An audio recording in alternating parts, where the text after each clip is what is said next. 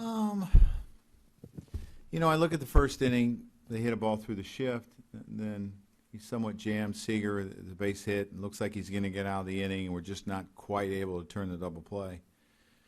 And then it looks like he's going to get out of the second, and it looks like the ball hits off of Judge's the heel of his glove. It looked like it hit off.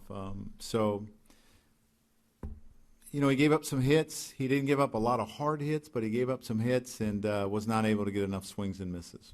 You mentioned that ball that went off of Judge's glove. Do you think that he was afraid of hitting Ellsbury there? It looked like they were awfully close. Yeah, they're close. He's running a long ways. It just happens. They're both going after it, and it gets loud. Sometimes you can't hear each other. So it's a play that he's normally going to make. How different do you think the outcome could have been had he been able to get out of that inning? It could have been different.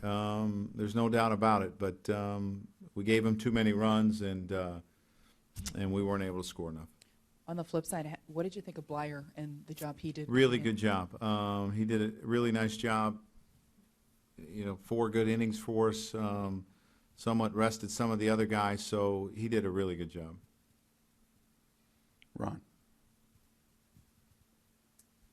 Can you ever remember a group of opposing fans coming in like that in the section and making that much noise? Yeah, usually they're more spread out in a sense. I thought the Giants were, when they came into town, they were well represented as well. But they were in one section, which is unusual. Who else? Joe, the defense has been good, but do you think with so many young guys that could be an issue in the stretch run? No, I don't think I'd make too much of it. We can overanalyze the situations. They've played really well, so I'm not going to make too much of it. Andrew. Joe, when you look at the ball that Judge dropped, you said what did you see first off? Well, it looked like it hit off the heel of his mitt. And that was it, not like the lights or anything like that? No, I don't think so. No. And then on the home run, what did that shot? Not many people go there, that's for sure. So, we've talked about there's a lot in there. So it's, for him, it's getting experience and continuing to make minor adjustments. Anthony.